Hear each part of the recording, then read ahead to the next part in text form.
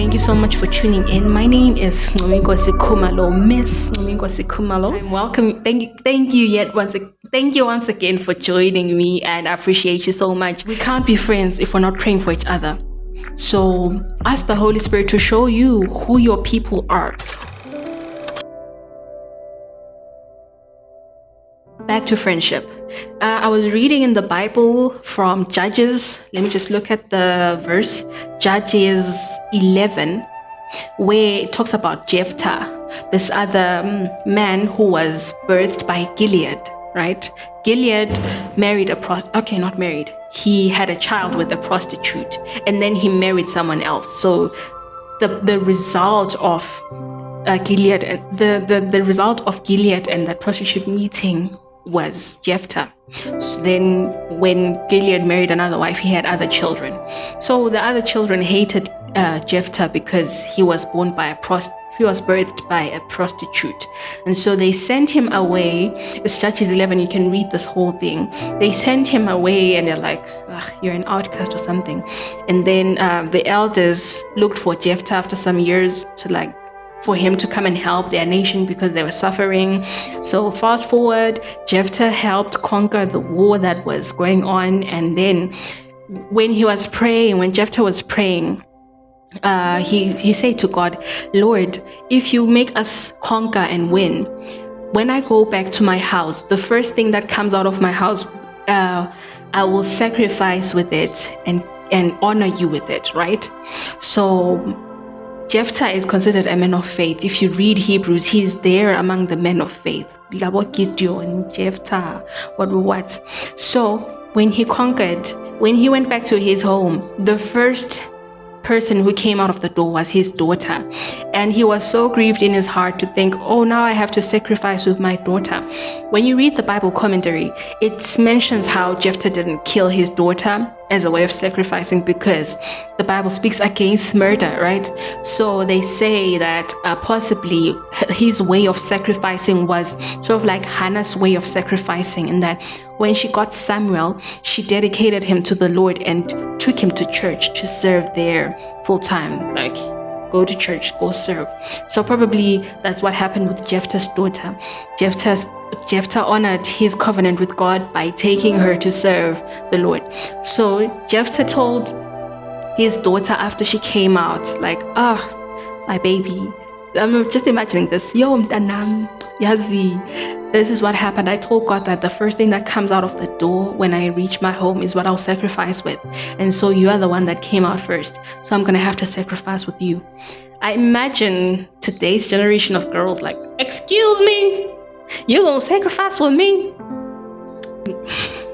I just imagine how it would have been like, or if they were Nigerian, like, God forbid, you are not going to sacrifice with me now.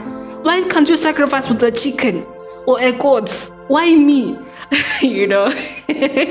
So, but then I admire Jephtah's daughter because she was so submissive and obedient.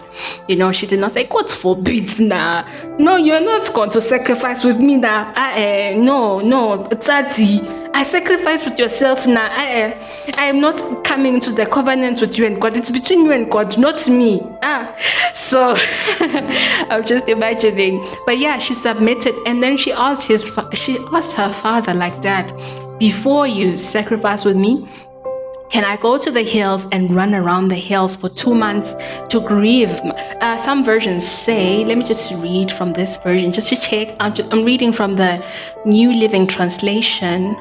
I love the New Living Translation, guys, and the Amplified, and then the Message. Okay, I love multiple versions. So let me just look. Judges 11, New Living Translation. She said, Father, if you have made a vow to the Lord, you must do to me what you have vowed. For the Lord has given you a great victory over your enemies, the Ammonites. But first let me do this one thing. Let me go up and roam in the hills and weep with my friends. This is what I'm talking about. This is where I'm going. And weep with my friends for 2 months because I will die a virgin. So now she understood the fact that she's going to be a sacrifice to the Lord. She's going to serve full time. That meant that she was not going to get married. A lot of women, including myself, look forward to getting married, right? So low-key, I've got that fear that Jesus is going to come before I get married. I'm like, ish.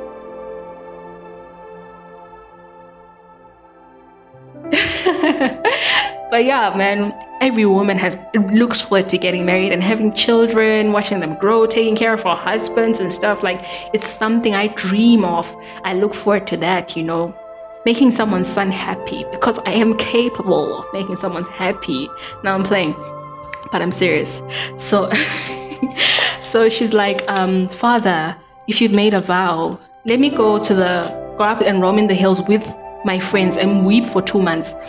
Then Jephtah said, you may go, and he sent her away for 2 months. She and her friends went into the hills and wept because she would never have children.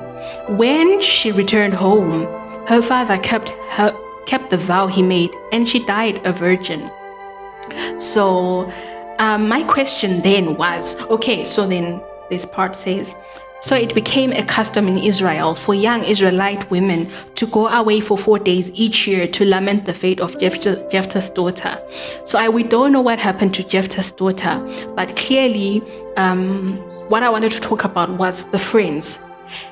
Ask yourself, if it was now, right, something like this has to happen, which of your friends could go up with you to the mountain to weep with you, to grieve with you? Who among your friends would want to go with you to mourn to the Lord, like, Lord, please intervene, or cry with you, empathizing with you in this situation? Which of your friends could literally want to do that for you? Nowadays, we have friends who could literally laugh at you, like make a meme like, hashtag the unmarried girl, hashtag the one who will die a virgin. They would make a meme out of you, troll you on Twitter, hashtag the sacrifice, something like that. People will troll and laugh so hard. Your friends will then pretend to be there for you, like, oh, sorry, girl. But then like, sorry, girl.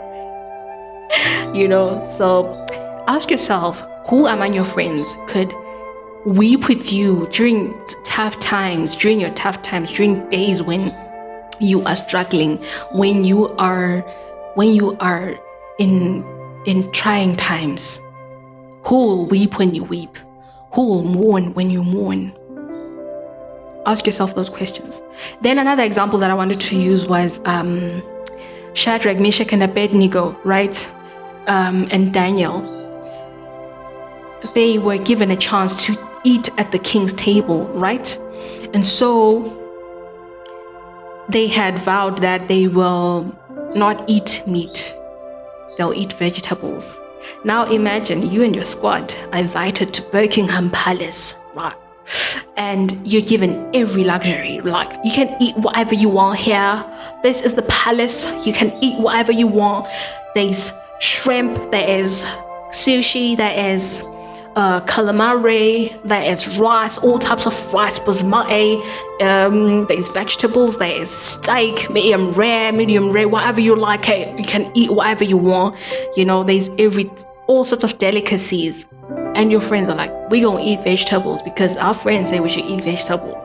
And y'all eat broccoli, cauliflower, chomolia, spinach, rape, Who among your friends could give up life's luxuries just so that they can honor the Lord with you? Who among your friends could literally sacrifice having fun just so that they can pray and fast with you? Who can go into the fire with you? Like, who among your friends could go into the fire with you? Like the three, Shadrack, Meshack, and Abednigo. Who among your friends can go into the fire with you? Now, I'm not saying go and start a fire and burn there so that you can test that who can get into the fire. Life brings fires in different ways. Who will stick with you? Who will stick with you during tough times? Good times bring lots of people, but tough times sift people.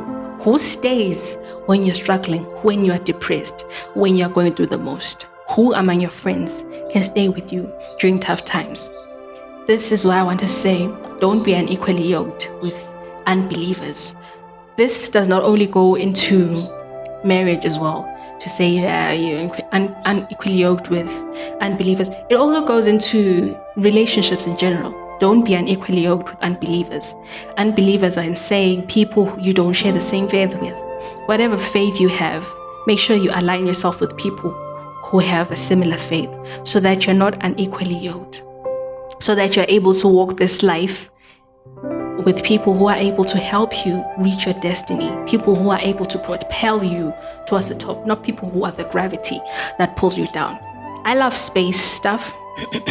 Speaking of serious stuff, I love astronomy, right? I love space stuff. And I know that the gravity for the planet Saturn, I think it's 9 times that of Earth. So the gravity of Earth is 9.81? I don't remember. When last I do physics? But yeah, it's 9 point something. So if it's 9 times that of Earth, that's a lot of gravity. So my teacher said the gravity is enough.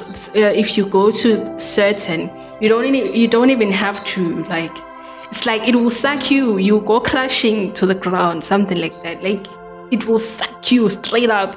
So who are those people in your life that need to be exposed? Who are that type of gravity? The certain gravity, the gravity that sucks you to beneath the ground, like underground, the gravity that takes you to hell straight up.